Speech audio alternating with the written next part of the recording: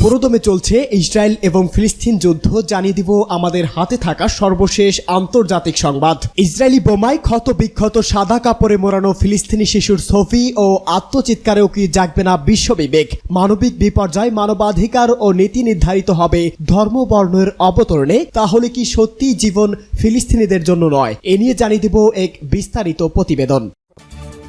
এরপরেই জানিয়ে দেব গাজাবাসীকে সমর্থন করে আপনারা ইতিহাসের সঠিক পথে অবস্থান নিয়েছেন বলে মার্কিন শিক্ষার্থীদের প্রতি ইরানের সর্বোচ্চ নেতার মন্তব্য। এরপরেই জানাবো নচ্ছি ইসরায়েলের পতন দেখছেন হিজবুল্লাহ নেতা হাসান নাসরুল্লাহ। এরপরেই থাকবে দীর্ঘ যুদ্ধের জন্য প্রস্তুত ফিলিস্তিনিরা বলে মন্তব্য আবু ওবায়দার। এবং সর্বশেষ জানিয়ে দিব রাশিয়ার ছোড়া 7টি ক্ষেপণাস্ত্র ও 32টি ড্রোন ধ্বংসের দাবি ইউক্রেনের। শুনছিলেন সংবাদ শিরোনাম, এখন বিস্তারিত। জীবন কেন ফিলিস্তিনিদের নয়? নিয়ম করে যেমন সূর্য ওঠে এবং অস্ত যায়, তেমনি নিয়ম করে তাদের জীবনেও বারবার নির্মমতা নেমে আসে এবং তা দশকের পর দশক ধরে চলছে। এক সময় তাদের জমি ছিল, মাথার উপরে ছাদ ছিল, সব দখল হয়ে গেছে। সর্বশেষ আশ্রয়টুকু দখলের পথে। পৃথিবী একটি নির্দয় নিষ্ঠুর সময় অতিক্রম করছে। এমন সময় আগে কখনো আসেনি বলে বলা যাবে না। বেশ কয়েকবার এসেছে। প্রথম ও দ্বিতীয় বিশ্বযুদ্ধ, হিটলারের ইহুদি নিধন ইতিহাসের নিষ্ঠুরতম অধ্যায়। তবে এবারের নিষ্ঠুরতা, নির্মম ও বর্বরতা একটি ব্যতিক্রম অধ্যায়। সমগ্র পৃথিবী এবারের বর্বরতা, নিষ্ঠুরতাকে সমর্থন ও পৃষ্ঠপোষকতা করছে, যা সম্ভাব্য কখনো এমনভাবে দৃশ্যমান হয়নি। বলছি ফিলিস্তিনিদের কথা, বলছি বিশ্ব শক্তির সহযোগিতায় ইসরায়েল কর্তৃক সংগঠিত দখল, হত্যা ও নিষ্ঠুরতার কথা। ফিলিস্তিনি সশস্ত্র সংগঠন হামাস ইসরায়েলে আক্রমণ করেছে, নিহত হয়েছে প্রায় 1300 মানুষ। প্রতিক্রিয়ায় ইসরায়েল হামলা চালিয়েছে ফিলিস্তিনের গাজায়। গত 10 থেকে 11 দিনে ইসরায়েলের কয়েক হাজার টন বোমা বর্ষণ করেছে। শিশু, নারী, যুবক ও বৃদ্ধা সহ প্রায় 37,000 মানুষকে হত্যা করেছে। গড়িয়ে দিয়েছে শিক্ষা প্রতিষ্ঠান, বাড়িঘর, হাসপাতাল, অ্যাম্বুলেন্স। কিছুই রক্ষা পায়নি। তাদের ঘরবাড়ি ছেড়ে চলে যাওয়ার নির্দেশ জারি করেছে। এক সময় যেটা ফিলিস্তিনের ভূমি ছিল, দ্বিতীয় বিশ্বযুদ্ধ থেকে বেঁচে যাওয়া ইহুদিরা 1948 সালে সেখানে ইসরায়েল রাষ্ট্রের ঘোষণা দেয়। এরপর 1967 সালে 6 দিনের যুদ্ধে আরবদের পরাজিত করে ইসরায়েল বিস্তৃত এলাকা দখল করে নেয়। 17 বছর ধরে গাজা অবরুদ্ধ, পৃথিবীর সবচেয়ে বড় খোলা কারাগার। 2005 সালে নির্বাচিত ফিলিস্তিনিদের প্রেসিডেন্ট নির্বাচিত হন মোহাম্মদ আব্বাস। 2004 সালে ইয়াসির আরাফাতের মৃত্যুর পর আল ফাতাহর নেতৃত্বে আসেন মাহমুদ আব্বাস। 2006 সালে প্রাথমিক নির্বাচনে পরাজিত হয় ফাতাহ। সেই বছরই হামাস ফাতাহ গৃহযুদ্ধে পরাজিত হয় ফাত্তাহ। 2007 সালের নির্বাচনে বিজয়ী হয়ে গাজায় সরকার গঠন করে হামাস। গাজার এক পাশে ভূমধ্য সাগর, অপর পাশে মিশর এবং দুই পাশে দখলদার ইসরায়েল। 41 কিলোমিটার লম্বা ও 10 কিলোমিটার প্রস্থের গাজা উপত্যকায় প্রায় 23 থেকে 24 লাখ ফিলিস্তিনের বসবাস, যাদের 70% দরিদ্র সীমার নিচে ও বেকারত্বের হার 65%। হামাস ক্ষমতায় আসার পর 2007 সাল থেকে মিশর ও ইসরায়েল গাজা অবরুদ্ধ করে রেখেছে। এখানে কি ঢুকবে আর কি ঢুকবে না তা নিয়ন্ত্রণ করে মিশর ও ইসরায়েল। গাজায় কাজের সংকট, খাদ্য সংকট নিত্যদিনের, কিন্তু মাদকের সংকট নেই। ইসরায়েল গাজায় হরেক রকমের মাদক প্রবেশের সুযোগ তৈরি করে দিয়েছে। উদ্দেশ্য ফিলিস্তিনিদের মাদকাসক্ত করে গড়ে তোলা। এই কথা সত্য যে হামাস ইসরায়েলের ভিতরে ঢুকে নির্মমতা চালিয়েছে। প্রশ্ন এসেছে, হামাস কেন ইসরায়েলে আক্রমণ করলো? কারণ হতে পারে দুটি। প্রথমত, সেসব দেশের অবস্থান ফিলিস্তিনিদের পক্ষে ও ইসরায়েলের বিপক্ষে ছিল।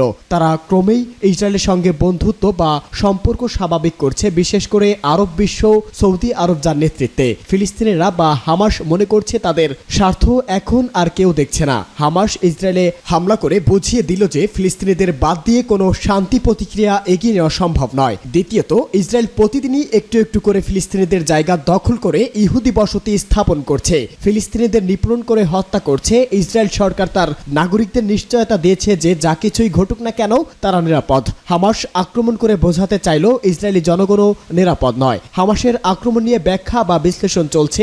সেই ব্যাখ্যা বা বিশ্লেষণের প্রায় সব পক্ষপাতষ্ট। পৃথিবীর সামরিক ও অর্থনৈতিকভাবে শক্তিশালী রাষ্ট্রগুলো পক্ষপাতমূলক আচরণ করছে, এই রকম আচরণ করছে তাদের গণমাধ্যমও। ইসরায়েলি বর্বরতাকে জাস্টিফাই করে তারা শুধু সামনে আনছে হামাসের নির্মমতা। ইসরায়েলি বোমায় ক্ষত বিক্ষত সাদা কাপড়ে মোড়ানো ফিলিস্তিনি শিশুর ছবি বা আত্মচিৎকারেও কি জাগবে না বিশ্ববিবেক?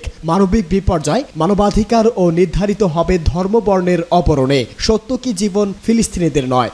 গাজাবাসীকে সমর্থন করে আপনারা ইতিহাসের সঠিক পথে অবস্থান নিয়েছেন বলে মন্তব্য। ইসলামী প্রজাতন্ত্র ইরানের সর্বোচ্চ নেতা আয়াতুল্লাহ ওজামা খামেনি মার্কিন যুক্তরাষ্ট্রের বিশ্ববিদ্যালয় শিক্ষার্থীদের ইসরায়েল বিরোধী বিক্ষোভের ভূয়সী প্রশংসা করেছে। ফিলিস্তিনপন্থী এসব শিক্ষার্থীদের উদ্দেশ্যে পাঠানো এক চিঠিতে তিনি বলেছে, গাজার অসহায় মানুষের পক্ষ অবলম্বন করে আপনারা ইতিহাসের সঠিক পথে অবস্থান নিয়েছেন। চিঠিতে তিনি আমেরিকার বিশ্ববিদ্যালয় শিক্ষার্থীদের ইসরায়েল বিরোধী বিক্ষোভের প্রতি সংহতি প্রকাশ করে তাদেরকে প্রতিরোধ ফ্রন্টে অংশ নেওয়ার মন্তব্য করেন। ইরানের সর্বোচ্চ নেতা স্পর্শকাতর পশ্চিম এশিয়ার বিদ্যমান পরিস্থিতি ও ভাগ্য পরিবর্তনের উপর গুরুত্ব আরোপ করেছে। আয়াতুল্লাহ ওজামা খামেনির চিঠির বিষয়বস্তু সকালে প্রকাশিত হয়েছে। এতে মার্কিন শিক্ষার্থীদের উদ্দেশ্য করে বলা হয়েছে, বর্তমানে গাজা উপত্যকায় যে ইতিহাস রচিত হচ্ছে আপনারা তার সঠিক পক্ষে অবস্থান নিয়েছেন। আপনারা ইসরায়েলি গণহত্যার বিরুদ্ধে প্রতিবাদ জানিয়ে প্রতিরোধ যোদ্ধাদের অংশে পরিণত করেছে। নির্দয় কসাই নেতানিয়াহুকে প্রকাশ্যে সহযোগিতাকারী আপনাদের সরকার নিপীড়ন ও দমন অভিযান উপেক্ষা করে আপনারা মর্যাদাপূর্ণ সংগ্রাম চালিয়ে যাচ্ছেন। ইরানের সর্বোচ্চ নেতার চিঠিতে বলা হয়েছে, আপনাদের এই অনুভূতি বুকে ধারণ করে আপনাদের দেশ থেকে বহু দূরে ফিলিস্তিনি প্রতিরোধ যোদ্ধারা বহু বছর ধরে সংগ্রাম চালিয়ে যাচ্ছে। গত 7 দশকের বেশি সময় ধরে ইহুদিবাদী নামক একদল গুন্ডার নেটওয়ার্ক ফিলিস্তিনি জনগণের বিরুদ্ধে যে নির্যাতন ও নিপীড়ন চালিয়ে আসছে তার অবসান ঘটানোই এই সংগ্রামের লক্ষ্য। আজ আপনারা গাজায় যে জাতিগত শুদ্ধি অভিযান দেখতে পাচ্ছেন তা বহু দশক আগে থেকেই শুরু হয়েছে। আয়াতুল্লাহ ওজামা খামেনি তার চিঠির শেষাংশে লিখেছেন, ইসলাম ধর্মের পবিত্র ধর্মগ্রন্থ আল কোরআনে নির্যাতন করো না এবং নির্যাতিত হয়ে না বলে আহ্বান জানানো হয়েছে। তাতে উজ্জীবিত হয়ে ফিলিস্তিনের প্রতিরোধ ফ্রন্ট গঠিত হয়েছে। আর প্রতিরোধ যোদ্ধারা ঐশী বাণী বুকে ধারণ করে সংগ্রাম করছে বলে তাদের বিজয় অনিবার্য।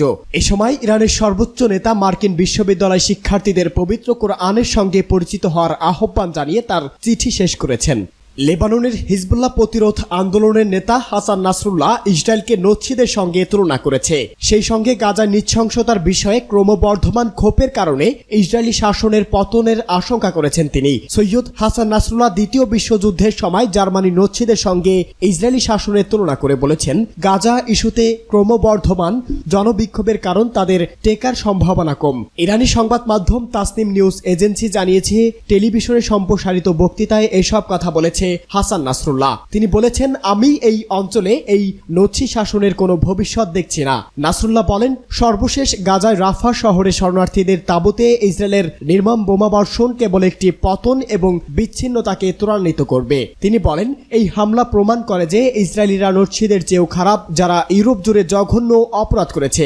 দখলকারী শাসনের বিবেক বা নৈতিক নীতির অভাব রয়েছে এবং এটি নচ্ছিদের চেয়েও খারাপ বলে হিজবুল্লাহ নেতা বলেছে। এর আগে গভীর রাতে রাফায় উদস্ত ফিলিস্তিনিদের ক্যাম্পে হামলা চালায় ইসরায়েল। এতে নারী ও শিশু সহ অন্তত 45 জন নিহত হন।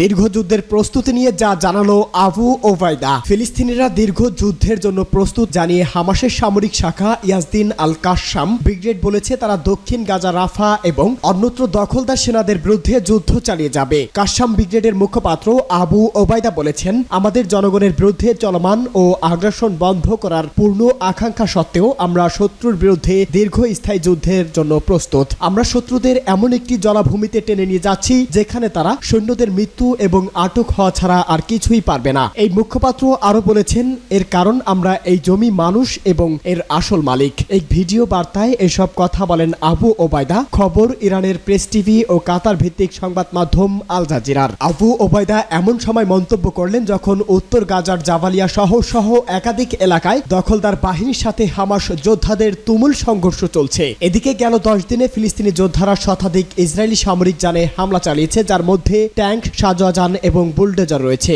আবু ওবায়দা জানিয়েছে তারা ট্যানেল বিস্ফোরণ, রকেট ও মর্টার নিক্ষেপ করার পাশাপাশি স্নাইপিং এবং ক্লোজ কোয়ার্টার যুদ্ধের মাধ্যমে ইসরায়েলি সৈন্যদের ব্যাপক প্রাণহানি ঘটিয়েছেন। তিনি বলেন, ইসরায়েলি সামরিক বাহিনীর গাজায় তাদের ক্ষয়ক্ষতির সঠিক পরিসংখ্যান ঘোষণা করছে না। হামাস যোদ্ধারা রাফা শহরের পূর্ব প্রান্তে জয়নবাদীদের উপর গুরুতর আঘাত করেছে বলে জানিয়েছেন তিনি। বিশ্লেষকরা বলছে হামাস একা নয়, লেবাননের হিজবুল্লাহ, ইরাকের আইআরজিসি, ইয়েমেনের হুতি সহ মধ্যপ্রাচ্য ভিত্তিক বহু স্বাধীনতাকামী সংগঠন ইসরায়েলের বিরুদ্ধে যুদ্ধ চালিয়ে যাচ্ছে। ইসরায়েলের একার পক্ষেও এ যুদ্ধ চালিয়ে যাওয়া সম্ভব নয়। নিরীহ ফিলিস্তিনিদের হত্যা করা ছাড়া গেল 7 মাসে ইসরায়েলের আর কোনো অর্জন নেই। রাশিয়ার ছোড়া 60টি ক্ষেপণাস্ত্র ও 32টি ড্রোন ধ্বংসের দাবি করেছে ইউক্রেন। রাশিয়ার ছোড়া 60টি ক্ষেপণাস্ত্র এবং 32টি ড্রোন ধ্বংস করেছে ইউক্রেন। দেশটির বিমান প্রতিরক্ষা ব্যবস্থা সেগুলো ধ্বংস করেছে। ইউক্রেনেও বিমান বাহিনীর কমান্ডারের বরাতে ব্রিটিশ বার্তা সংস্থা রয়টার্স এই খবর জানিয়েছে। টেলিগ্রাম মেসেজিং অ্যাপ বিমান বাহিনীর ওই কর্মকর্তা বলেছে, রাশিয়া মোট 51টি ক্ষেপণাস্ত্র ও ড্রোন নিক্ষেপ করেছে। রুশ বাহিনী সেগুলো ইউক্রেনের সামরিক স্থাপনা এবং গুরুত্বপূর্ণ অবকাঠামো লক্ষ্য করে নিক্ষেপ করেছে বলে জানিয়েছে কমান্ডার। তবে এই বিষয়ে আরো বিস্তারিত কিছু জানাননি তিনি। একটি পৃথক বিবৃতিতে পূর্ব ইউক্রেনের খার্কিভের মেয়র